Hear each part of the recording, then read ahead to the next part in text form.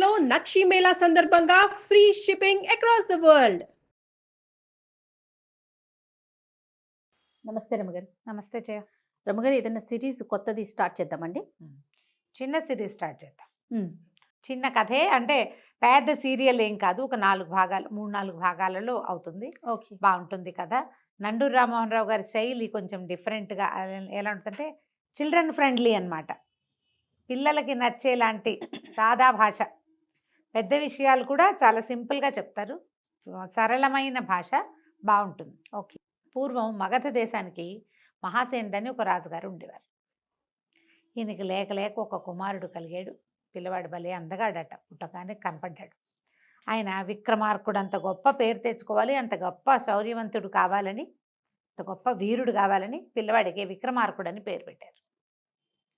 చాలా బుద్ధిమంతుడు, చక్కగా ఉండేవాడు, మంచి అందమైన వాడు. అలా రోజులు గడిచి 16 ఏళ్ళు అయినాయి.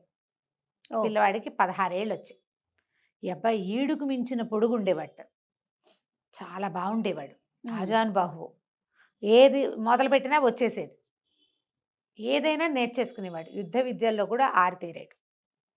ఒకసారి అతను ఒక చోటకి ఎక్కడికో వెళ్ళి తిరిగి వస్తూ ఒక పురాతన బావి దగ్గర మంచినీళ్ళు తాగటానికి ఆగాడట.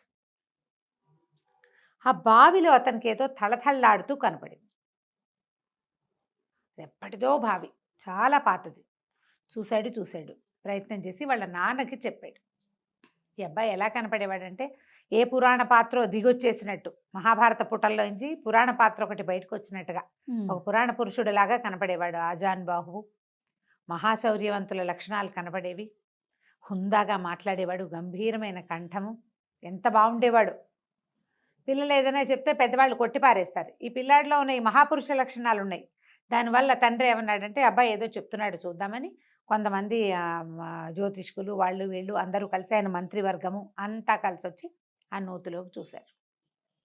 అయితే చూడగా ఒక ఆయన ఏం చెప్పారంటే, ఇది చాలా పురాతనమైన విల్లు.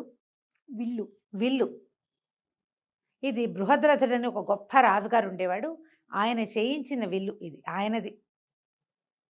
ఇది ఇక్కడ కనపడ్డం మన అదృష్టం, అబ్బాయికి మంచి యోగం ఉంది, అందుకే కనపడింది అని చెప్పి ఆ విల్లుని తీద్దామనుకున్నారు. నూతిలోంచి విల్లుని తీయాలంటే ఏం చేయాలి? బంగారపు విల్లట అది. ఇక నీళ్లు తోడారు, ఎంత తోడారో. తోడగా చివరికి నీళ్ళన్నీ అయిపోయి, పూడికి తీసేటప్పుడు బావిలో నీళ్ళు అట్లాగే తోడతారు. బావుల్లో పెద్ద విపరీతంగా జలాలు ఊరవు, స్లోగా ఊరుతాయి. పై నీళ్ళన్నీ తీసేశారు. విల్లు కనపడుతోంది. 4-5 దిగారు, అది ఎత్తలేకపోయారు దాన్ని. అయితే ఈ అబ్బాయి ఏం చేశాడట, మన విక్రమార్కుడు తనే దిగాడు. దిగితే అవలీలగా ఎత్తేసేట దాన్ని. ఎంత బాగా ఎత్తాడో, ఆశ్చర్యపోయారు. పెద్ద ధనుస్సు అది, ఆ బావి కూడా చాలా పెద్దది, బరువైన ధనుసు. 4 మనుషులు ఎత్తలేని దాన్ని ఒక్కడే కుర్రాడు, 16-18 సంవత్సరాల వాడు, చిన్నపిల్లాడు, లెక్క ప్రకారం చిన్నపిల్లాడు కదా, అంతేగా. కానీ అతను బయటికి తీసుకొచ్చాడు. తర్వాత నా వెల్లుకి శాస్త్రోక్తంగా విధి విధాయకంగా పూజ చేసి దాని మీద ధనుర్విద్య నేర్చుకోవటం మొదలుపెట్టాడు. దాంతో ఎట్లాంటి విద్య పట్టుబడిందంటే అతనికి 2 చేతులతోటి చేసేవాడు, బాణాలు వేసేవాడు, సవ్యసాచిలాగా. పురాణ పురుష లక్షణాలు ఉన్నాయని చెప్పామా, ఆ చెప్పిన వాటికి ప్రూఫ్గా కనపడేవాడు అతను. చాలా బాగా అస్త్ర విద్య నేర్చుకున్నాడు. అసలు ఆ కోదండం అనమాట అది. మామూలుగా విల్లు అంటే చిన్నదిగా ఉంటుంది, ఇది మనిషిని మించిన పొడుగుంటుంది. ఆ దాంతో అతనికి రాని విద్య లేదు, రాని ఆలోచన లేదు. దాంతో ఎన్ని రకాలైనా చేయగలడు అతను. ఆకాశంలో గిరికీలు కొట్టే పక్షులను కూడా కొట్టగలిగేవాడు. ఓ చోట ఉన్నది కాదు, ఓ చోట ఎగురుతున్నది కాదు, గిరికీలు కొట్టాడు, తిరుగుతూ ఉంటుంది, దాన్ని కూడా కొట్టేవాడు అనమాట. సవ్యసాచిగా ఉండేవాడు. సరే, పిల్లవాడు పెద్దవాడు అయ్యాడు. రాజుగారు ఏమనుకున్నారు, అబ్బాయికి పెళ్లి చేద్దాం అనుకున్నారు. ఇతను లోకంలో ఎక్కడా లేని విలు విద్య, అలాగే ఎక్కడా లేని ఒక అమ్మాయి కావాలనుకున్నాడు. అపురూపమైన సౌందర్యవతి, అతనికి ఒక ఊహ ఉండేది. ఆ ఊహల్లో ఉన్న అమ్మాయి కావాలి. ఏవో ఫోటోలు పటాలు తెప్పించేవాళ్ళు, ఏమీ లేదు, ఎక్కేది కాదు అతనికి, లేదనేవాడు. అపురూపమైన అమ్మాయిని చేసుకోవాలి కోరిక, అతని ఉద్దేశం అది. మరి ఆ ఉద్దేశం ప్రకారం చేయాలంటే కుదరద్దు. మరి దేశ విదేశాల నుంచి ఫోటోలు వచ్చేవి, ఏముంది పటాలు వచ్చేవి. ఇప్పుడు ఫోటో అన్నప్పుడు పటం కదా, వచ్చినా అతను రిజెక్ట్ చేసేవాడు. అయితే ఏమైంది, మన వీళ్ళకి ఒక మంత్రి ఉన్నాడు, ఆయన పేరు అక్రముడు. ఆ అక్రముడు ఏమన్నాడంటే, మహారాజు మీ అమ్మాయి మన యువరాజు చెప్పేటువంటి అత్యద్భుత సౌందర్యవంతుల లక్షణాలని మా అమ్మాయికి ఉన్నాయి. మా ఇంట్లోనే పుట్టింది ఆ పిల్ల. మా అమ్మాయి మహాద్భుత సౌందర్యవతి, సంగీతానికి సరస్వతి, మామూలు కాదు. మా అమ్మాయి ఎంత అద్భుతమైన అమ్మాయి మా అమ్మాయే ఇంకా అన్నాడు. అని మా అమ్మాయిని చేసుకుందాం యువరాజుకి, చేసుకోండి అని అడిగాడు. అడిగితే రాజు అన్నాడు, దాందేముంది, అతను చెప్తున్నాడు ఇట్లాంటి మహాద్భుత సౌందర్యవతి, అవి అద్భుతమైన లక్షణాలు ఉన్న అమ్మాయి కావాలని, ఓ పని చేయండి, మీ పిల్లని మా అన్నవాడికి చూపించండి. ఆయన ఒప్పుకుంటే నాకేం అభ్యంతరం లేదు. మాకల్లా ఏమిటి, ఇంత అపురూపమైన పిల్లవాడికి వాడంత అనుకున్నటువంటి అనురూపమైన సౌందర్యవతి కావాలి అంతే అనేసరికల్లా సరే ఒకరోజు అమ్మాయిని పిలిచారు, చూపించేసరికల్లా పిల్లాడు పెద్ద విరిచాడు. ఏమిటని అడిగాడు రాజు. ఆ అమ్మాయి పేరు కృష్ణవేణి, పేరుకు తగ్గట్టుగా ఇంత బారెడు జడుంది, నల్లటి జుట్టు, అది తప్ప ఇంకా సౌందర్యం అనేది ఏం లేదు, మామూలుగా ఉంది, బాగానే ఉంది, కానీ నేను అనుకున్న సౌందర్యం ఈ అమ్మాయి కాదు, ఈ అమ్మాయి కాదన్నాడు. అక్రముడికి ఒళ్ళు మండిపోయింది. మీ పిల్ల అంత అందగతి కాదు అంటే ఒళ్ళు మండదు? ఆయనకి ఒళ్ళు మండిపోయింది. అదేంటి మహారాజా, మా అమ్మాయికి ఏం తక్కువ యువరాజా అన్నాడు. తక్కువ ఎక్కువ కాదు, నేను అనుకున్న సౌందర్యం కాదు అంటే ఈయన ఏమన్నాడు, మీరు అనుకున్న సౌందర్యవతులు కావాలంటే ఏ దేవలోకంలోనో ఎక్కడో ఉంటారన్నాడు. దేవలోకం వెళ్ళి తెచ్చుకుంటానన్నాడు ఈ అబ్బాయి. ఫిక్స్ అయ్యాడు దానికి అంతే, నేను వెతికి తెచ్చుకుంటా, నాకు కావాల్సిన అమ్మాయి ఏ లోకంలో ఉన్నా సరే నేనే ప్రయత్నం చేసి నా దారిని నేను వెళ్ళి నేను వెతికి తెచ్చుకుంటా అనేసరికి ఇంకేమంటారు. எனக்கு చాలా కోపం వచ్చింది, కానీ ఇక ఏం చేయాలో తెలియలా, వీళ్ళంతా చూద్దామనిపించింది. ఆయన ఏమనుకున్నాడు, తన కూతుర్ని యువరాణిని చేస్తే రేపొద్దున మహారాణి అవుతుంది, రాజ్యం తమదైపోతుంది అనుకున్నాడు. అది కుదిరేలాగా కనబడాల. అతని కూతురు అందగతే కానీ ఈయన అనుకుంటున్నటువంటి మహాద్భుత సౌందర్య రాశి అయితే కాదు. సరే తండ్రి సరే ఒప్పుకున్నాడు. కొద్ది రోజులు సరేలే, దేశాటన కనుక చేసి వస్తే పిల్లవాడికి కూడా లోకం తెలుస్తుంది, రేపు మహారాజు కాబోతాడు అందుకని చెప్పి ఓ పంచకళ్యాణి గుర్రమెక్కి తన చక్కగా విల్లుని చంకన పెట్టుకుని, తన విల్లుందిగా తగిలించుకున్నాడు, ధనుర్బాణాలు ధరించి తల్లిదండ్రులకు చెప్పేసి బయలుదేరాడు యాత్రకి. వెళ్ళగా వెళ్ళగా వెళ్ళగా ఎక్కడికో వెళ్ళిన తర్వాత అతను ఎక్కడికి వెళ్ళాడు, వీళ్ళు ఉన్నదేమో మగధ, ఇది ఆరావళి పర్వతాల వైపుకి వెళ్ళాడు. ఎంతో ప్రయాణంలో చూస్తూనే ఉన్నాడు ప్రపంచం అంతా. ఈ ఆరావళి పర్వతాల దగ్గర ఎట్లా కనపడిందంటే అతనికి ఒక 10 మంది ఒక వ్యక్తి మీద దాడి చేస్తున్నారు. అతని చేతిలో ఒక కత్తి ఉంది, కత్తి తెగదిప్పుతున్నాడు, చాలా అంటే వీరుడు, అతను యుద్ధం చేస్తున్నాడు. ఈ 10 మంది మనుషులు మంచి బలాఢ్యులు, గుర్రాలు ఉన్నాయి, వాళ్ళ డ్రెస్సింగ్ అది చూస్తే వాళ్ళు ఏదో ఉన్నత వంశాల వాళ్ళుగా లేరు, కొంచెం కుస్తీ పట్లు అవి పట్టే వాళ్ళలాగా ఉన్నారు, అంటే సాఫిస్టికేటెడ్ డ్రెస్సింగ్లో లేరనమాట. అప్పట్లో బట్టల్లో వేర్పాట్లు ఉండేవి, క్షత్రియోచితమైన బట్టలు వేరు, పనిపాటల వారి బట్టలు వేరు, తెలిసేది అట్లా. ఇతను ఏమనుకున్నాడు, చూస్తున్నాడు ఈ లోపల ఉన్న వాడి కత్తి కదలిక, వాడి లాఘవము, వాడి కదలికలు చాలా ఆసక్తి గొలుపుతున్నాయి. ఇతనికి కత్తి యుద్ధాలు అవి అలవాట్లేదు, విలువిద్యే కదా వచ్చు. కానీ అయితే ఏమైంది, సరే చూస్తూ ఉండగానే ఒకడెవడో దొంగ దెబ్బ తీయబోయాడు, ఇతను వెనకాల నుంచి బాణం వేసి కొట్టాడు. వాడు అక్కడి నుంచి లోపలికి వెళ్ళాడు, ఆ గుంపులోకి వాళ్ళ దగ్గరికి పరిగెత్తేసరికల్లా రెండో మనిషి సడన్గా వచ్చాడు, ఆజానుబాహు, పెద్ద విల్లు, పెద్ద గుర్రం, బ్రహ్మాండమైంది. దాన్ని చూసేసరికల్లా వాళ్ళు కూడా కాస్త హడావిడి పడ్డారు. ఇక అది 2 మనుషులు తోడయ్యేసరికల్లా 10 మంది కాళ్ళకి బుద్ధి చెప్పి పారిపోయారు. ఆ అబ్బాయి వాళ్ళందరూ పారిపోయేసరికల్లా సరే వీళ్ళిద్దరూ మాట్లాడుకుంటే అతని పేరు శక్తి సింహుడు, పాటలీపుత్రానికి చెందినవాడు. నాకు ఒక ఖడ్గ విద్య వచ్చు, ఏ రాజు దగ్గరైనా ఈ విద్యను చూపించుకుని పొట్ట పోసుకుందామని బయలుదేరాను. నా దగ్గర ఉన్నది 10 వరహాలు, అంతకంటే ఏం లేవు నా దగ్గర. దానికే 10 మంది దొంగలు వెంబడబడి ఇగో ఇలా చేశారు, ఇంత యుద్ధం చేశారు అంటే నీ కత్తి లాఘవని నేను చూశాను అన్నాడు. కనపడింది కదా 10 మందిని బాగా నిలేసావు, వాడెవడో దొంగ దెబ్బ తీయబోయాడు కాబట్టి నువ్వు దొరికావు, కానీ లేకపోతే నువ్వు దొరికేవాడివి కాదు, నీ కత్తి తిప్పే విద్య చాలా బాగుంది, మన ఇద్దరం స్నేహితులుగా ఉందామన్నారు. సరే నువ్వెవరంటే 8వ దేశం అంటే మగధ దేశం. సరే ఏమిటి అంటే మా నాన్న అక్కడ రాజు అని చెప్పాడు. అతను ఆశ్చర్యపడి, ఏమిటి నువ్వు యువరాజువా? మగధ దేశపు యువరాజుని నేను, ఇలా ఒక స్వప్నాన్ని వెతుక్కుంటూ బయలుదేరాను అంటే ఇతను అన్నాడు కథల్లో లాగా యువరాజు పంచకళ్యాణిని వేసుకుని బయలుదేరాడు అన్నట్టుగా, బయలుదేరావా నువ్వు అంటే బయలుదేరాను, ఇట్లా ఒక ప్రత్యేకమైన సౌందర్యవతి నేను కలలో చూశానామని, నాకు ఒక ఊహ ఉంది, ఆ ఊహని నేను కల్లో చూశాను. ఒక సౌందర్యవతి అయిన అమ్మాయి చక్కగా నాట్యం చేస్తుంది. చాలా అపురూపమైన సౌందర్యవతి, భూలోక సౌందర్యం కాదనిపిస్తుంది. ఇప్పటికి ఎంతమందినో చూశాను. ఆ అమ్మాయి వాళ్ళు మ్యాచ్ అవ్వటం లేదన్నట్టుగా చెప్పేసరికల్లా శక్తిసింహుడు అన్నాడు, ఈ ఆరావళి పర్వతాల్లో బాగా లోపలికి వెళ్తే ఒక చోట ఒక విచిత్రమైన దృశ్యాన్ని చూశాను నేను. ఆ విచిత్రమైన దృశ్యంలో నేను చూసినటువంటి అమ్మాయిల్లో ఒక అమ్మాయి నువ్వు చెప్పిన పోలికలకి దగ్గరగా ఉంది. ఓహోహో. భూలోకమే అది, వాళ్ళు మన లోకంలోనే, కానీ వాళ్ళు మన లోకానికి చెందిన వాళ్ళు కాదు. కొంతమంది స్త్రీలు ఎక్కడికి వస్తారు, నేను అది చూశాను అని చెప్పేసి ఆ కథ ఏమిటో చెప్పడం మొదలుపెట్టాడు. Okay okay. సరే, ఆ అమ్మాయి ఎక్కడ చూశాడు, ఎలా చూశాడు, ఆ అమ్మాయితో పాటు ఎవరు వచ్చారు, ఏమిటి అని ఆ వివరాలు చెప్పబోయాడు. సరే, ఏం వివరాలు చెప్పాడు? శక్తిసింహుడు విక్రమార్కుడికి చెప్తున్నాడు. మనం కిందటి భాగంలో ఒక చిన్న పొరపాటు ఏం చెప్పామంటే, పాటలీపుత్రం వీళ్ళదే, మగధ రాజ్యంలో ఉంటుంది పాటలీపుత్రం. శక్తిసింహుడు వేరే ఏదో చిన్న ఊరు నుంచి వచ్చిన వాడనమాట. పాటలీపుత్రం ఎక్కడ, ఆరావళి పర్వతాలు ఎక్కడ, ఇంత దూరం వచ్చావు నువ్వు వెతుకుంటూ, అయితే నీకు సరిపడే అమ్మాయి, నువ్వు చెప్తున్న అమ్మాయిని నేను చూశాను అన్నాడు. ఏమట, ఇక్కడికి 10 ఆమడల దూరంలో లోపల, అడవి లోపల ఒక పెద్ద సరస్సు ఉంది. ఒకనాడు నేను ఆ సరస్సు ఒడ్డున అక్కడ ప్రయాణిస్తూ అక్కడ ఆగాను. అయితే నాకు దూరంగా ఇంద్రధనుసు వస్తున్నట్టు కనపడింది. నేను ఇంద్రధనుసు చూసి ఆశ్చర్యపోయాను. తర్వాత నాకు అర్థమైంది, ఆ ఇంద్రధనుసు కదిలిస్తోంది. నేను చూస్తూ ఉండగానే ఆ ఇంద్రధనుసు భూమి మీద వాలింది. క్రమంగా అందులోంచి ఒక్కో రంగు విడిపోయి ఒక్కొక్క నెమలిగా రూపాంతరం చెందింది. 7 రంగులు, 7 నెమళ్ళు, 7 నెమళ్ళు నాట్యం చేయటం మొదలుపెట్టినాయి. చేయగా క్రమంగా 7 నెమళ్ళు 7గురు అమ్మాయిలుగా మారిపోయినాయి. వాళ్ళు ఎక్కడి వాళ్ళో, దైవకాంతలు ఎక్కడి నుంచి వచ్చారో నాకు తెలియదు, కానీ వాళ్ళల్లో ఆఖరి అమ్మాయి చాలా అందంగా ఉంది. వాళ్ళంతా ఆ చెల్లెల్ని పిలుస్తున్నారు. అయితే వాళ్ళు నాట్యం చేశారు, చాలాసేపు ఈదులాడారు. ఆఖరి చెల్లెలు అయితే ఎంత అందంగా ఉందో, నువ్వు చెప్పే అమ్మాయి ఆ అమ్మాయి అని నాకు అనుమానం.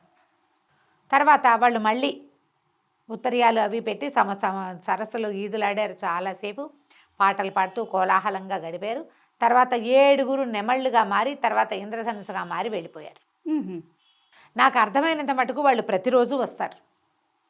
బాగుంది, నేను చూసా వాళ్ళని.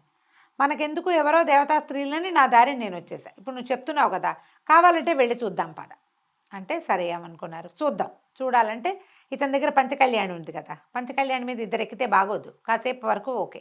పైగా ఇద్దరు బలశాలులు కదా. ఏం చేశాడు మన విక్రమార్కుడు, ఊళ్ళోకి దాని సమీపంలో ఉన్న ఒక చిన్న పట్టణంలోకి వెళ్ళారు.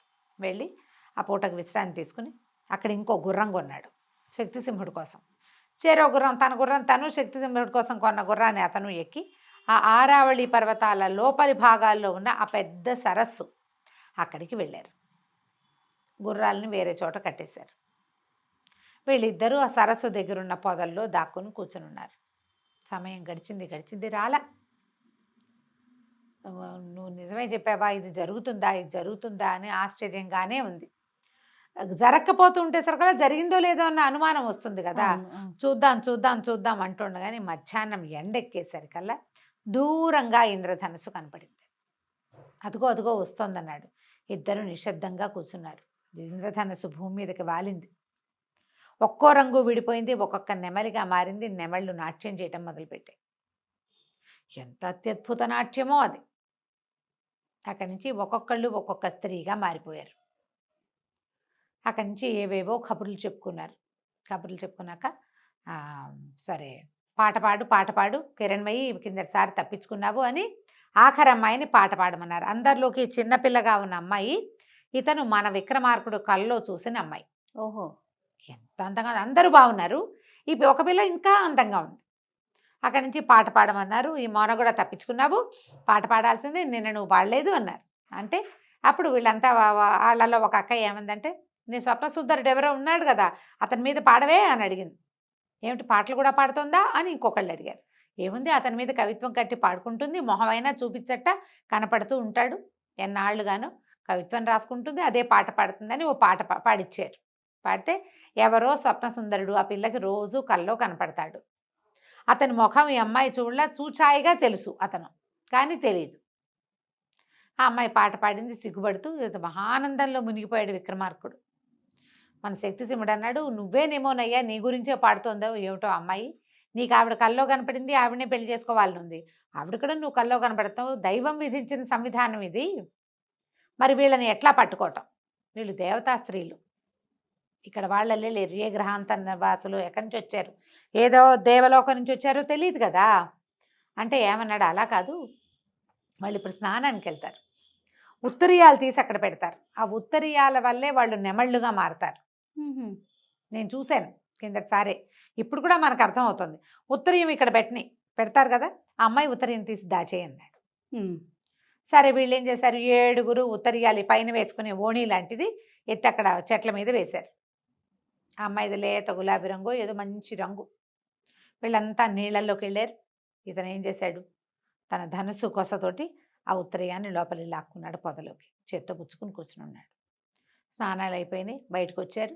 సరే అక్కడి నుంచి ఉత్తరీయాలు తీసుకోబోతే 6 దొరికినాయి, 7వ అమ్మాయికి దొరకల. నా ఉత్తరీయం ఏది, పిల్ల వెతుక్కుంటూ ఉండేసరికల్లా మిగిలిన వాళ్ళు అన్నారు, నువ్వు గాలికి ఏమైనా ఎగిరిపోయిందేమో, నువ్వు కంగారు పడకు, మేము ఇంతమంది నెమళ్ళుగా మారతాము, 6 నిన్ను మా రెక్కల మీద ఎత్తుకుని తీసుకుపోతాము, నువ్వు భయపడాల్సిన పని ఏం లేదు, మేము ఉన్నాం కదా అన్నారు. అనేసరికి ఇతను భయం వేసింది.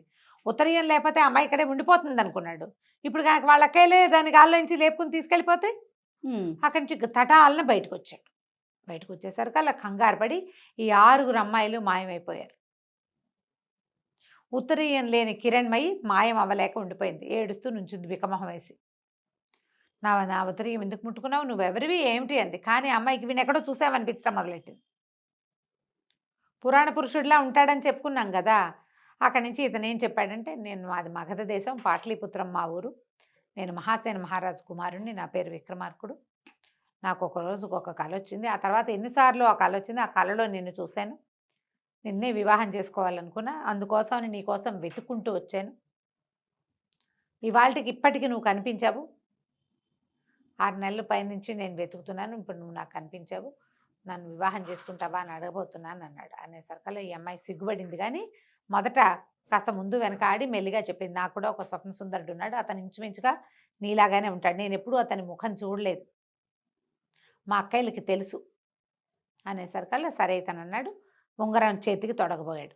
ఇదేమిటి అని అడిగింది. వివాహం మేము ఇట్లా వివాహం చేసుకుంటామంటే, మరి మా నాన్నకి చెప్పద్దా అంటే, మీ నాన్నకి చెప్పవలసిన పని ఏముంది, చెప్పక్కర్లేదు, గాంధర్వ వీధిని వివాహం చేసుకుందాం, మీరెవరు ఏమిటి అని అడిగాడు. ఆ అమ్మాయి, మేము యక్షకాంతని, నేను యక్షులు వీళ్ళు, ఇది ఎవరు, మన యారావళి పర్వతాలు, మానసరోవరాలు ఇవన్నీ దాటిన తర్వాత క్రౌంచ పర్వతం అని ఉంది, దాని తర్వాత యక్షులది అలకాపురి, కుమారస్వామి మా యొక్క ఇలవేల్పు, మా ఇలవేల్పు అయినటువంటి కుమారస్వామి దగ్గరికి మేము ఎప్పుడు దర్శనానికి వెళ్తాం, ఆయన దగ్గర ఉండే నెమలే మాకు ఈ నాట్యాన్ని నేర్పింది, ఆయన వాహనం కదా నెమలి. తర్వాత తనిచ్చినవే ఈ ఉత్తరీయాలే మాకు పింఛాలుగా మారతాయి అని చెప్పి, సరే వివాహం చేసుకుంటావా నన్ను అని అడిగాడు.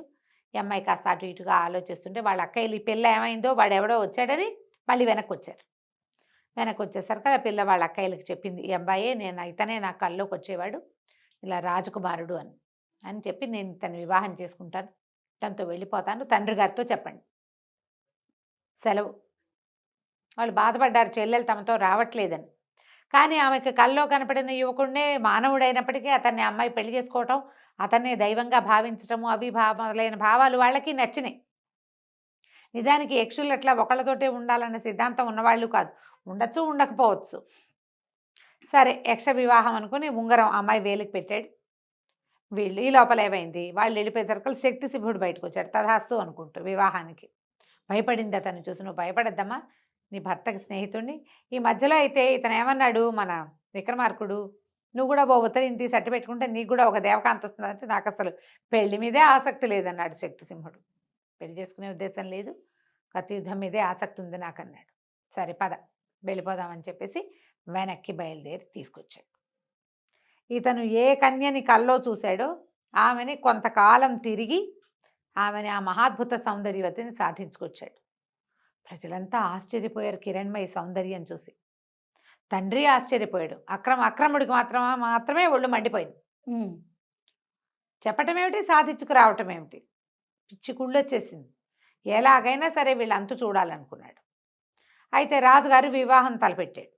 తలపెట్టేసరికల్లా అక్రముడు అన్నాడు, ఆయన గాంధర్వీధిని వివాహం చేసుకొచ్చానని చెప్పాడు కదండి, ఇంకెందుకంటే అక్కడెక్కడో గంధర్వమో యక్షమో చేసుకుంటే ఎట్లా, ప్రజలందరూ చూడొద్దు యువరాజు వివాహం అని బాగా గ్రాండ్గా పెళ్లి ఏర్పాట్లు అవి చేశారు. ఈ పెళ్లి ఏర్పాట్లలో ఈ అక్రముడు ఏం చేశాడు, వీళ్ళకి అవతలున్న కళింగ రాజుతోటి మాట్లాడి మేము పెళ్లి హడావిడిలో ఉంటాము, మేము ఎట్లాగూ నువ్వు రాజ్యాన్ని ఆక్రమించు, మా వాళ్ళు యుద్ధంలో ఓడిపోతారు, మా రాజ్యాన్ని నీకు కట్టబెడతాను, మా పిల్లని నువ్వు పెళ్లి చేసుకో, ఇలాంటి ఒక వడంబడికతోటి ఆ కళింగ రాజుకి వీళ్ళ తాలూకు ఆనుపానులు అందించేశాడు. వీళ్ళేమో పెళ్లి హడావిడిలో ఉన్నారు. మామూలు మన ఇంట్లో పెళ్ళి అయితేనే మనకు 4 రోజుల హడావిడి, రాజుగారి పెళ్ళికి ఇంకా గందరగోళంగా ఉంటుంది కదా. ఈ గోలలో ఉన్నారు. రాజుగారు ఏమనుకున్నాడంటే యక్షల దగ్గర వివాహం చేసుకున్నాడు, ఇక్కడ మనం కూడా వివాహం చేద్దామని గ్రాండ్గా వివాహం తలపెట్టారు. అయితే తన కూతుర్ని యువరాజుకి ఇచ్చి పెళ్లి చేయాలనుకున్న మంత్రి అక్రముడికి మాత్రం చాలా ఒళ్ళు మండిపోయింది, సహించలేనట్టుగా ఉంది. నా కూతురు ఎక్కాల్సిన రాజ్యం ఈయన ఓవర్ యాక్షన్ తోటి ఎక్కడి నుంచో వెళ్ళి ఎక్కడి నుంచో ఎవతనో తీసుకొచ్చేసాడు, ఎలాగైనా ఇది చెడగొట్టేయాలి, నా కూతురు అనుభవించిన రాజ్యం కూడా ఉండకూడదు అనుకున్నాడు. ఇలాంటి స్వార్థపరులు ఎప్పుడూ కనిపిస్తారు. అతను ఏం చేశాడంటే వీళ్ళ రాజ్యానికి కొంత దూరంలో అవతలగా ఉన్న కోసల రాజ్యాధిపతి అయిన కుటిలవర్మతోటి మాట్లాడాడు. ఈ కుటిలవర్మకి ఎప్పటి నుంచో ఈ మగధ మీదకి రావాలని ఉంది. ఈ మగధ ఏంటంటే మంచి సస్యశ్యామలమైన సుభిక్షమైన రాజ్యం, రాజు చాలా గట్టివాడు, పైగా ఈ రాకుమారుడు ఇలాగ సవ్యసాచి కదా, తనకు దొరికిన విల్లు, అతను వేయగలిగేటువంటి బాణాల ఆ ప్రజ్ఞ, అతని శౌర్యం వల్ల చుట్టుపక్కల ప్రాంతాల్లో అన్ని చోట్ల ఉన్న వీరులు శూరులు ఎంతమందో మగధ రాజ్యంలో చేరారు. సుభిక్షమైంది. దీని మీదకి అతను దండెత్తాలని అనుకుంటూ దానికోసమని వేల కొద్దీ సైన్యాన్ని ఏర్పరచుకుంటున్నాడు. సరైన సమయం కోసం చూస్తున్నాడు. అదే సమయంలో ఈ అక్రముడు ఏం చేశాడంటే అతనికి తనకు ఒక నమ్మిన బంటు ద్వారా వార్త పంపించాడు. విక్రమార్కుడు యక్షకన్యను తెచ్చాడు, వివాహపు ఏర్పాట్లలో ఉన్నారు, మరి మాగధులంతా కూడా వివాహపు గోల్లోనే ఉన్నారు, ఈ సమయంలో గనక మీరు దండెత్తితే రెడీగా ఉండరు, యుద్ధానికి సన్నద్ధం కావాలి కదా, రెడీగా ఉండరు, ఈ సమయంలో అయితే మీరు మగధని జయించగలుగుతారు అని మగధ రాజ్యపు ఆనుపానులు అప్పచెప్పేశాడు. కుటిలవర్మ మొదలు పెట్టేశాడు.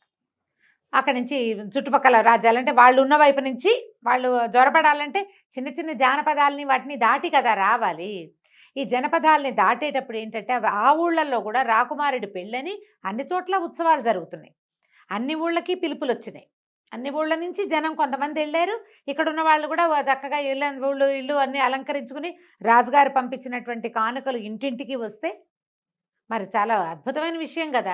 వీళ్ళంతా పెళ్లి ఏర్పాట్లలో పెళ్లి వార్తలు తెలుసుకోవడం కోసం ఉత్సాహంగా ఇవాళ ఏం ప్రోగ్రాము, రేపు ఏం ప్రోగ్రాము, ఏ రాజులు వచ్చారు, ఎవరు రాలేదు, ఈ గందరగోళంలో ఉండి ఎవరు అస్త్రము ధోరణే లేదు. వాడు చొచ్చుకు రావటం మొదలుపెట్టాడు.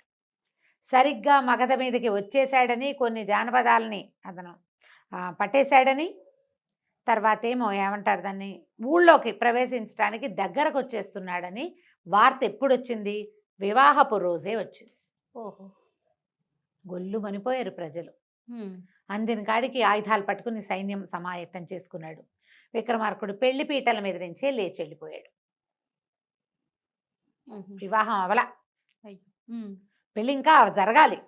ఇకేం చేస్తాడు, తండ్రి చాలా బాధపడ్డాడు. అయ్యో నాయన, నేను వృద్ధుడైపోయాను, ఈ యుద్ధాన్ని నేను ఎదుర్కోలేను, పెళ్లి మండపం నుంచే నిన్ను లేవదీయవలసి వస్తుందని చాలా బాధపడ్డాడు. కానీ సైనికులు సైన్యము అందరూ కూడా తయారైపోయారు.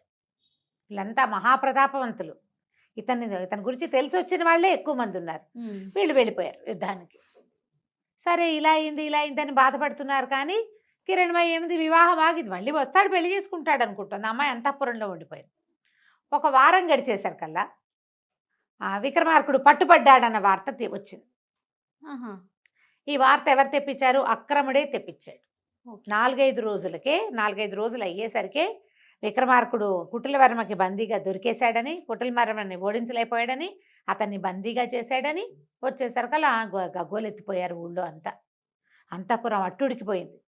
రాజుగారు విక్రమహం పడిపోయాడు, నా కొడుకు అట్లా అందడు సవ్యసాచి, పురాణ పురుష లక్షణాలు ఉన్నవాడు, చాలా శౌర్యశాలి, అతను ఇట్లా జరిగి ఉండదంటే ఈ అక్రముడు ఏమన్నాడు, ప్రభు మనం అలా ఎలా అనుకుంటాము, నాకు ఒక మాట తోస్తుంది, చెప్తే మీరేమనుకుంటారు. ఇంతలో ఇంకొక వార్తాహరుడు వచ్చాడు. రాకుమారుడు బందీ అయిపోయాడు, కుటిలవర్మ ముందుకు వచ్చేస్తున్నారు. కోసల రాజ్యం సైన్యం మగధ మీదకి పాట్లిపుత్రం మీదకి వచ్చేస్తోందని రెండో వార్త వచ్చింది. రాజుగారు హతాశుడైపోయాడు, నమ్మేశాడు. ఈ అక్రముడు అన్నాడు, నేను ముందు నుంచి చెప్తూనే ఉన్నాను, అతి కోరికలు ఉండకూడదు, శుభ్రంగా మా అమ్మాయిని పెళ్లి చేసుకోమంటే వినలేదు. ఆ అమ్మాయిని ఎవరినో తెచ్చాడు, ఆమె యక్షినో కామినో భూతమో మనకు తెలీదు.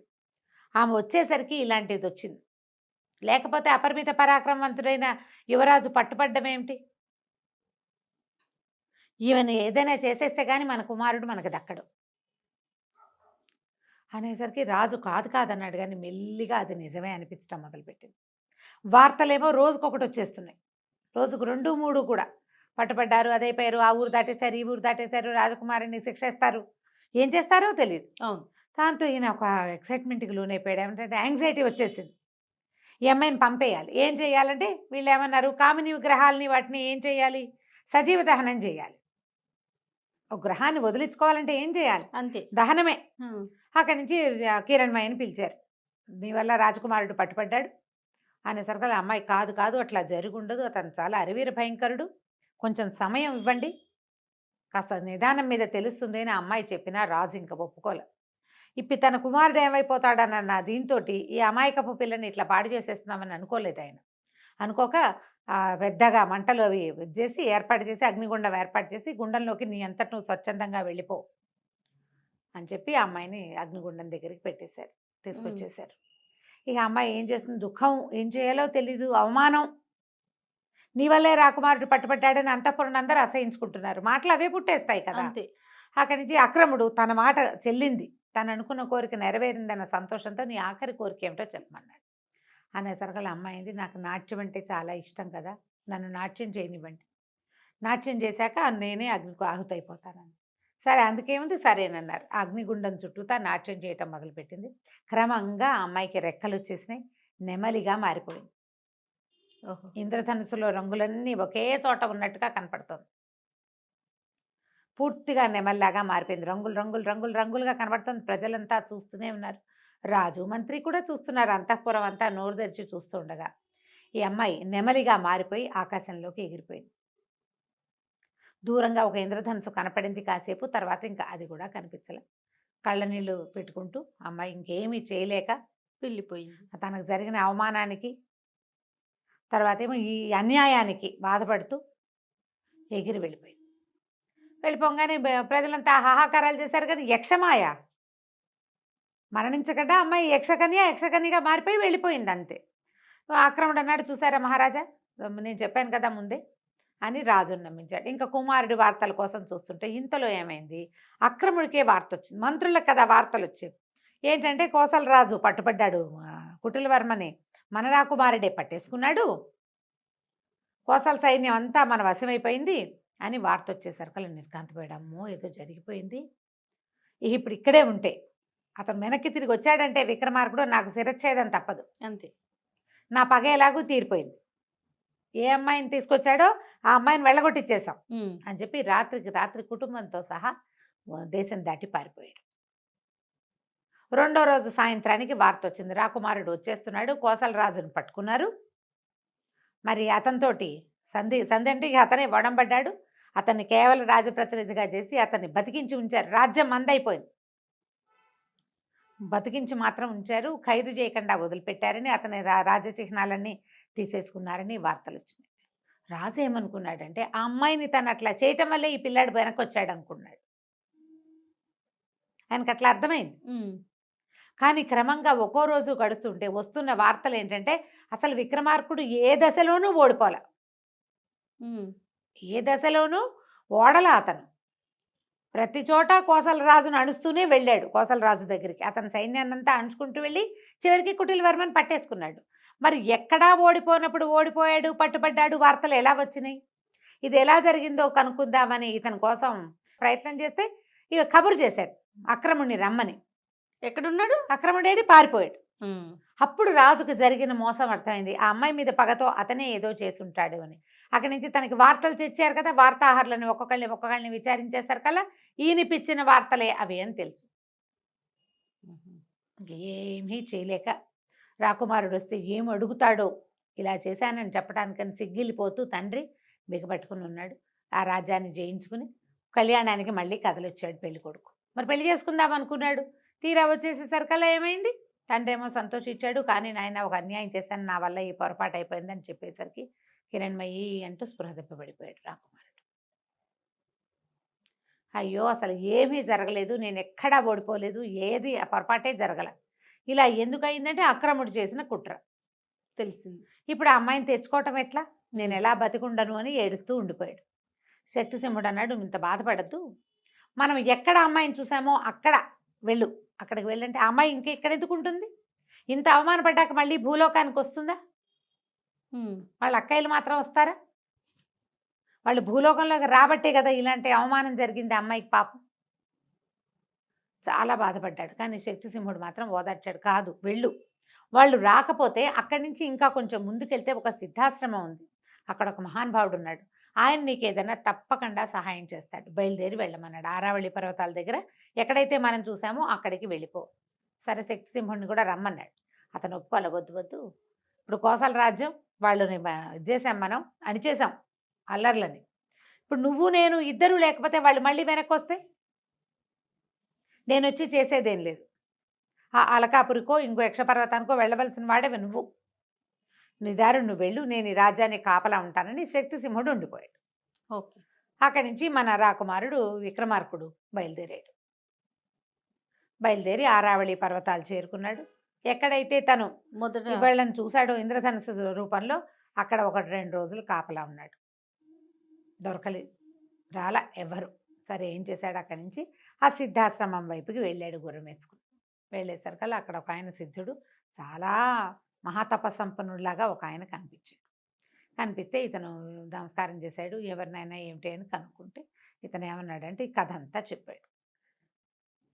నేను అలకాపురికి వెళ్ళాలి, నా భార్యను తెచ్చుకుంటాను వెనక్కి, గంధర్వ విధిని వివాహం చేసుకున్న సాధారణ విధి జరగబోతుంటేనే ఇట్లా జరిగిందంటే ఆయన అన్నాడు, ఎక్కడ అలకాపురి, మానవ మాత్రుడివి, నువ్వేం వెళ్తావు నాయనా, నువ్వు వెళ్ళలేవు, నీ వల్ల కాదు, కావాలంటే నువ్వు ఇంత ప్రయత్నం చేసి వచ్చావు కాబట్టి నీకు ఒక ఇది ఇస్తానని ఒక స్ఫటిక శిలని చేతిలో పెట్టాడు, నువ్వు ఎప్పుడు కావాలంటే ఆ అమ్మాయిని చూడొచ్చు, నువ్వు ఇందులో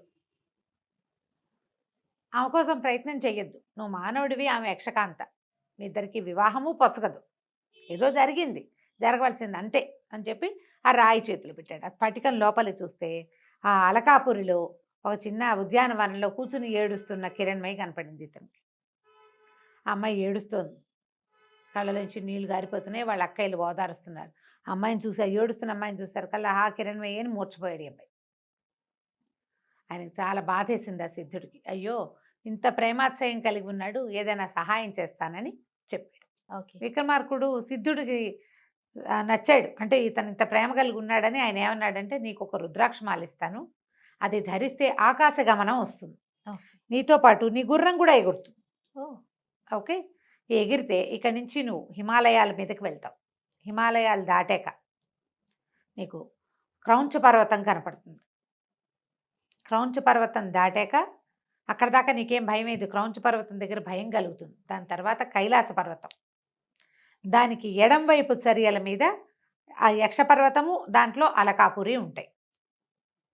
ఇలా వెళ్ళాలి, నువ్వు ధైర్యం చేసి వెళ్ళిపోయి అక్కడికి వెళ్ళే ఆకాశ గమనం వరకు నేను ఇస్తా, తర్వాత సమయోచితంగా వీరోచితంగా నువ్వేం చేస్తావో అది చెయ్యి చెప్పాడు. సరే ఆ రోజు రాత్రి అక్కడ పడుకుని పొద్దున్నే లేచి అక్కడ సరస్సులో స్నానం చేసి ఆయన ఇచ్చిన కందమూలాలు భక్షించి దండం పెట్టి ఆ రుద్రాక్ష మెళ్ళ వేసుకున్నాడు. రుద్రాక్షమాల గుర్రాన్ని ఎక్కాడు, గుర్రం ఒకేసారి గాల్లో లేచింది, ఆకాశ గమనం వచ్చేసింది కదా.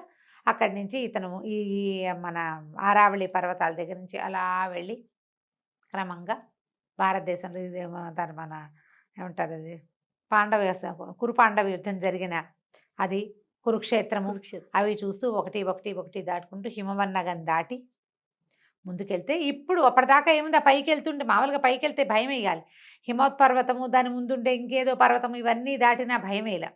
క్రౌంచ పర్వతం దగ్గరికి వెళ్ళేసరికల్లా ఆయన సిద్ధుడు చెప్పినట్టే భయం వేసింది. 3 శిఖరాలు ఉన్నాయట, ఆ 3 సాధారణ కొండ శిఖరాల్లాగా లేవవి, సజీవంగా ఉన్నాయి, ఒకదాంతో ఒకటి కుమ్ములాడుకుంటున్నాయి శిఖరాలు. ఒకటి రెండో దాన్ని కుమ్ముతుంది, అది వంగిపోగానే మూడోది వచ్చి మొదటి దాన్ని కుమ్ముతుంది. ఇట్లా పైకి కిందకి పైకి కిందకి అయిపోతున్నాయి, ఒకదాన్నొకటి గుద్దేసుకుంటున్నాయి. దేవతలు కూడా భయపడతారు వాటి మధ్యలోకి వెళ్ళటానికి. అవి ఎలా దాటాలో తెలియలే. ఏ క్షణాన్ని ఏది పైకి వచ్చేస్తుందో తెలీదు, ఏది కుంగిపోతుందో తెలీదు. మూడోది వచ్చేస్తుంది, ఈ రెండింటిని చూసుకుంటే మూడోది వచ్చేస్తుంది. అప్పుడు వీరోచితమైన ఆలోచన ఒకటి చేశాడు. ఒకేసారి తన ధనుసుకి 3 బాణాలు సంధించి 3 బాణాలని 3 శిఖరాలకి తగిలేలాగా కొట్టాడు. దెబ్బకి కుంగంగానే గుర్రాన్ని నదిలించి దాటేశాడు. దాటేస్తే కైలాస పర్వతం దాటాడు. పరమేశ్వరుడికి పైనుంచే నమస్కారం చేసుకున్నాడు. యక్ష పర్వతం కనపడింది. అక్కడి నుంచి అలకాపురి ఎంత బాగుందో, అక్కడ ఎంత బంగారం ఉందో. ఇల్లు అది కుబేరుడిది కదా అలకాపురి అనేసరికల్లా ఆ నగరాలు మొత్తం అంతా బంగారుమయం, బంగారంతో చేసిన ఇళ్ళు, వాకిళ్ళు. అసలు ఎన్ని రకాల కట్టడాలు, ఎంత బంగారమో, ఎలా మెరిసిపోతోందో అది. చాలా చాలా చాలా బాగుంది. అక్కడి నుంచి ఒక సరోవరం ఉంది, పెద్ద పెద్ద సరోవరాలు, ఒక పెద్ద ఉద్యానవనం, చైత్ర రథం అట దాని పేరు. అందులో ఒక పెద్ద సరస్సు ఉంది. కిరణ్మయి మొదట కలిసినప్పుడు చెప్పింది, మీకు మానస సరోవరం ఉంది కదా, మీరు ఇక్కడికి ఎందుకు వస్తారు అంటే, మాకు కూడా చైత్రరథంలో పెద్ద సరస్సు ఉంది, దాంట్లో బంగారు హంసలు తిరుగుతూ ఉంటాయి. హంసలకి నెమళ్ళకి వైరం. మేము నాట్యం చేస్తాం, ఈ నెమళ్ళుగా మారుతాం, వాటికి పడదు. అందుకని మేము అక్కడ కాకుండా భూలోకానికి వస్తున్నాం, మా నాట్యానికి అడ్డం లేకుండా ఉండటం కోసం అని చెప్తుంది. అది ఇప్పుడు చూస్తాడనమాట. బంగారు తామర పువ్వులు, ఈ హంసలు ఆ తామర తోళ్ళని కొరికి తింటున్నాయి. పువ్వులు ఇట్లా బంగారు రంగు పువ్వులు, కింద చక్కటి నీరు పీల్చడానికి తామర తూళ్ళు ఉంటే తామర తూళ్ళని తింటాయి. చాలా విశేషంగా ఉంది. అతను అక్కడే కూర్చున్నాడు. ఈ అమ్మాయిని ఎట్లా కలుసుకోవాలా అని. ఇంతలో కొంతమంది ఆడపిల్లలు నీళ్లు తీసుకెళ్ళటానికి కడవలతో, బంగారు కడవలు, ఇక అంతా బంగారమే, వచ్చారు. వచ్చేసరికల్లా వాళ్ళల్లో ఒక అమ్మాయి కొంచెం నిదానంగా నడుస్తుంటే, ఆ అమ్మాయిని మంచినీళ్ళు ఇవ్వవా అని అడిగాడు. అడిగేసరికల్లా అంత చెరువు ఉంటే నేను నీళ్ళు ఇవ్వాలా నీకు అని. అంటే చెరువులో నీళ్ళు ఉన్నాయిలే, నీ అంత అందమైన అమ్మాయి చేత్తో నీళ్ళు తాగితే బాగుంటుందని నీకు నీళ్ళు తాగటం, నీళ్ళు పోయమన్నాడు. కడవతో నీళ్ళు వస్తుంటే ఆ అమ్మాయి అప్పుడు పరిశీలించింది, ఇతను ఎంత సమున్నతాకారుడు, ఎంత తేజస్శాలి, ఎంత సౌందర్యవంతుడు, మీరెవరు, ఎక్కడి నుంచి వచ్చారు అని అడిగింది. వైకుంఠం నుంచి వచ్చిన ప్రద్యుమ్నులా, లేకపోతే స్వర్గం నుంచి వచ్చిన నలకూబర్లా, ఎవరు అని అడిగింది. అడిగేసరికల్లా అన్నాడు, నేను ఎవరిని కాదు, మానవ మాత్రుణ్ణి. ఇక్కడ ఏమిటి సందడి, ఏం జరుగుతోంది అంటే, మా ఇంట్లో మా రాజుగారి ఆఖరమ్మాయి పెళ్ళికి కావలసిన నీళ్లు తీసుకెళ్ళటానికి మేమంతా వచ్చామని. రాజుగారి అమ్మాయి ఎవరు ఏమిటి అని అడిగే లోపల ఆఖరమ్మాయి కిరణ్మయి, చంద్రుడి కిరణాలు రాసిపోసినట్టు ఉంటుంది ఆ అమ్మాయి పెళ్ళని అనగానే తను నిర్ఘాంతపడి, కిరణ్మయికి పెళ్ళా అని ఆశ్చర్యపోయాడు. ఆమె ఎవరో మానవ మాత్రుడిని ప్రేమించిందని తండ్రి అసలు రానివ్వలేదు. నువ్వు బాగున్నావు, నువ్వు అందంగా ఉన్నావు, నీ పేరెంతో బాగుంది అనగానే ఇలా రహస్యాలు చెప్పేస్తారు ఆడపిల్లలు. చూడండి ఎన్ని మొత్తం చెప్పేసింది. మా రాజుగారికి 7 కూతుళ్ళు, 6 అమ్మాయిలకి పెళ్ళిళ్ళు అయిపోయినాయి. ఆఖరమ్మాయి పెళ్ళి, ఈ అమ్మాయి ఒక మానవుడిని ప్రేమించింది. అప్పుడు ఆ అమ్మాయికి స్ట్రైక్ అయింది. అయితే ఆ మానవుడివి నువ్వే కాబోలు, విక్రమార్కుడివి కాదు నువ్వు అని అడిగింది. అడిగేసరికల్లా అతను అవునన్నాడు. అవునంటే మా ఎంతో ఏడుస్తోంది, మరి వరుడు ఎవరన్నాడు. వరుడు మా రాజుగారి మంత్రికి కుమారుడు, చిత్రసేనుడో ఏదో అతని పేరు. చాలా బలవంతంగా ఒప్పించాడు. ఆ అమ్మాయికి ఆయన పెళ్ళిని ఆయన ఒప్పుకోలేదు. గాంధర్వ వివాహాన్ని, మానవమాత్రుడిని ప్రేమించి అక్కడ ఉండిపోయిందని అసలు లోపలికే రానివ్వలేదు. పైగా అమ్మాయి నువ్వు లేని సమయంలో చాలా అవమానపడి వచ్చింది దుఃఖంతో. అక్కయ్యలు చాలా బతిమలాడితే మళ్ళీ వివాహం చేసుకుంటానని ఒప్పుకున్నాకే లోపలికి రానిచ్చాడు. వేరే దారి లేక ఒప్పుకుంది. కంటికి కడివేడు నీళ్లతోటి ఏడుస్తూ ఉంది. ఆ అమ్మాయి నేను కల్లో కనపడింది, అతను నేను వరించాను, ఆయన ఉండగా నాకే అవమానం జరగలేదు అని చెప్పినా కూడా తండ్రి ఒప్పుకోలేదు, నీతో పెళ్ళికి ఒప్పుకోడు అంటే ఇతను ఏమన్నాడు, సరే నేనేదో చేసుకోగలిగే ప్రయత్నం చేసుకుంటా అనే ఉంగరం తీసి చేతిలో పెట్టాడు. ఈ ఉంగరం ఇవ్వు అని. దాని మీద ధనుస్సు బొమ్మ ఉంటుంది, తండ్రి గుర్తు, అతని రాజముద్ర. ఇంతలో ఏమైంది, ఇక్కడ ఎవరో ముందెళ్ళిపోయారుగా ఆడపిల్లలు కొంతమంది, ఎవరో మానవుడు ఉన్నాడు సరస్సు దగ్గర చైత్రరథంలో అని కబురు వెళ్ళిపోయింది. సైనికులు వచ్చేసారు. ఎవడు మానవుడు ఏడని ఇతన్ని పట్టేసుకున్నారు. ఈ లోపల ఈ ఉంగరం చూసుకుంది ఆ పిల్ల. ఈ అమ్మాయి వెళ్ళి, హరిణి వెళ్ళి ఉంగరాన్ని ఇచ్చింది కిరణ్మయికి. ఉంగరం ఇచ్చేసరికల్లా ఆశ్చర్యపోయింది. ఎక్కడిదే ఈ ఉంగరం అంది. ఉంగరం ఎలా వస్తుందమ్మా, ఉంగరం పెట్టుకున్నవాడు వస్తేనే ఉంగరం వస్తుంది మరి అని అనేసరికి ఎక్కడున్నాడు ఏమిటి అంటే అని పరిగెత్తుకుంటూ వెళ్ళింది. నాన్న నా భర్త వచ్చేసాడు, నా వివాహం ఆపేసి నా భర్తకి నన్ను ఇచ్చి పంపించేసామంటే ఆయన ఒప్పుకోలేదు. మానవుడు వాడు ఎట్లా వస్తాడు, అంటే కాదు అతను చాలా పరాక్రమశాలి తేజశాలి అంటే ఒప్పుకోలేదు. కానీ వాడి సంగతి చూస్తాను, వాడిని చంపేస్తాను అన్నాడు. అయ్యమ్మ ఏడ్చుకుంటూ అక్కయ్యల దగ్గరికి పరిగెత్తింది. నా భర్త వచ్చేసాడు, నా కోసమే వచ్చాడు, ఇంత శ్రమపడి వచ్చాడు, నాన్నేమో పెళ్ళి అంటున్నాడు, చంపేస్తానంటున్నాడు, సహాయం చేయమని. అక్కయ్యలు 6 పరిగెత్తుకొచ్చారు తండ్రి దగ్గరికి. అతను చాలా పరాక్రమవంతుడు, చాలా ప్రత్యేకమైన విల్లుంది, సవ్యచాచిలాగా బాణాలు వేస్తాడంటారు, మేము చూసాము అతన్ని, మనిషి చాలా బాగున్నాడు, కావాలంటే ఏదైనా పరీక్ష పెట్టు, నువ్వు ఒక పెళ్లి కొడుకుని చూసావు, అదొక పెళ్లి కొడుకుని చూసుకుంది, ఇద్దరికి పరీక్ష పెట్టండి, ఎవరు మంచివాళ్ళు ఎవరు ఉత్తములు అని తేలితే వాళ్ళకే ఏదైనా, ఎవడ పరాక్రమశాలి అయితే వాడికి ఇవ్వాలి అంతే అనేసరికి సరే ఒప్పుకున్నాడు. అక్కడి నుంచి సరే యక్షులంతా ప్రేక్షకులు అయ్యారు. వీళ్ళిద్దరికీ పరీక్షలు పెట్టారు. పరీక్ష పెట్టడానికి అతను ఏమనుకున్నాడు, ఆ చిత్రసేనుడో ఏమో వాడి పేరు, చిత్రరథుడు కాబోలు అవతలవాడు అంటే రెండో పెళ్లి కొడుకు. అతను ఏముంది, నేను యక్షుణ్ణి వీడిని మానవుణ్ణి జయించడం సులువు కదా, చేస్తానన్నాడు. 3 పరీక్షలు పెడతామన్నారు. ఎవరు ఎక్కువ ఎత్తుకి బాణం వేయగలుగుతారో చూద్దామనుకున్నారు. ఈ అబ్బాయి దగ్గర ఉన్నదే ధనుస్సు, అతనికి ఉన్నదే విలువిద్య. సరే చిత్రరథుడు ఇతను ఇద్దరు కలిసి ఆకాశంలోకి బాణ ప్రయోగం చేశారు. చిత్రరథుడు వేసింది కొంత మటుకు వెళ్ళి పడిపోయింది, ఎత్తు కనపడుతోంది. ఇతను వేసిన బాణం ఎంత పైకి వెళ్ళిందంటే, ఈ అబ్బాయి బాణం పడిపోయినా అతనిది పైకి వెళ్తూనే ఉంది, విక్రమార్కుడిది పైకి వెళ్తుంటే ఆకాశంలో ఒక గరుడు పక్షి తిరుగుతోంది, అది ఆ బాణాన్ని నోట ఖర్చుకుని తీసుకుపోయింది. బాణం కింద కూడా రాల, పైకే వెళ్ళిపోయింది. జనం అంతా చప్పట్లు కొట్టారు, కానీ ఆయన ఒప్పుకోవాలి, అదేతో పక్షి పట్టుకెళ్ళిపోయింది కాబట్టి ఇది కుదరదు, ఇంకో 2 పరీక్షలు ఉన్నాయి చూద్దామన్నారు. ఈసారి ఇక్కడ ఉద్యానవనం ఉంది కదా చిత్రరథం, అక్కడ చూశారనమాట. అక్కడ ఏం చేశారు, ఖర్జూరపు చెట్లు ఉన్నాయట, 10 వరుసగా ఉన్నాయి. వీటిలలో ఎక్కువ వృక్షాలని పడగొట్టేవాడు సాటి లేని విలుకాడు. ఇద్దరు చెరుకో పక్కన వేశారు, నుంచున్నారు. ఈ అబ్బాయి గంధర్వ పెళ్లి కొడుకు వేసిన దాంతో ఏమో మొదటి చెట్టు చీలిపోయింది, రెండో చెట్టుకి గుచ్చుకుని ఆగిపోయింది. మన విక్రమార్కుడు వేసిన బాణం మాత్రం 5 చెట్లను చీల్చుకుంటూ వెళ్ళి 6వ చెట్టుకు గుచ్చుకుంది. చెట్లలో నుంచి వెళ్ళిపోయింది అనమాట. ఎంత బలంగా లాగుతారో అంత స్పీడ్గా కదా వెళ్ళేది. బాణం ఎలా వెళ్తుంది, బలాన్ని బట్టే. వెళ్ళేసరికి కదా అందరూ చప్పట్లు కొట్టారు, శబాష్ శబాష్ అన్నారు. రాజుగారి కొళ్ళు మండిపోయింది ఆ యక్షరాజుకి. అయినా సరే 3వ పరీక్ష ఉంది, ఇదంత తేలిక కాదు అని చెప్పి వరుసగా గవాక్షాలు ఉంటాయి, హోల్స్ లాగా గోడకి గోడలోంచి ఒక చెయ్యి బయట పెట్టి ఉంటుంది, అందులో కిరణమై చెయ్యి ఏదో గుర్తుపట్టాలి. 7 అమ్మాయిలు నుంచున్నారు, 7 హోల్స్ ఉన్నాయి, 7 కిటికీల నుంచి చెయ్యి బయటకు వచ్చింది. ఈ అబ్బాయి ఆ చెయ్యి పట్టుకుని చెప్పాలి.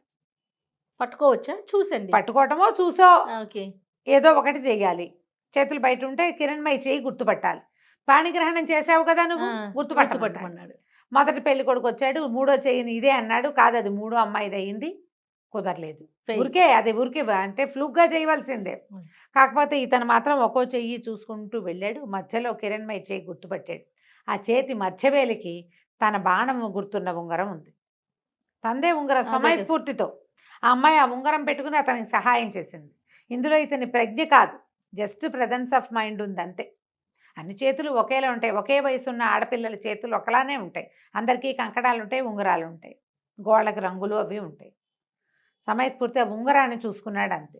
గుర్తుపట్టేసరికల్లా ప్రజలంతా సంతోషించారు. అమ్మాయి ఎవరి మీద మనసు పడిందో అతను సరైన వాడు, అది కదా కావాలి. అమ్మాయిలు మనసులో ఏమిటి పడుతూనే ఉంటారు ప్రతి వాళ్ళ మీద, చాలామంది మీద మనసు పడతారు ఆడపిల్లలు. ఆ క్షణానికి ఎవరు నచ్చితే వాళ్ళే. అవతల వాడు దానికి తగిన కెపాసిటీ, పిల్లని రక్షించగలిగేవాడు కావాలి కదా. సరే రాజు చాలా సంతోషించి ఆ యక్షరాజు కిరణ్మయిని ఇచ్చి విక్రమార్కుడికి వివాహం చేసేసాడు. కొంతకాలం అక్కడ గడిపిన తర్వాత బోల్డంత సంపదతోటి, తర్వాత ఈ యక్షలోకంలో ఉండేటువంటి అనేక రకాల వింతలు విడ్డూరాలతో కూడినటువంటి పెద్ద విమానంతో ఈ అబ్బాయి ఆ గుర్రం ఎక్కి తన భార్యను కూడా తనతో పాటు ఎక్కించుకుని భూలోకానికి తీసుకొచ్చేసుకున్నాడు. చాలా కాలం పాటు మయూరకన్యతోటి భూలోకాన్ని పరిపాలిస్తూ హాయిగా సంతోషంగా ఉన్నాడు. కథ కంచికి మనం ఇంటికి. సూపర్. నమస్తే. నమస్తే.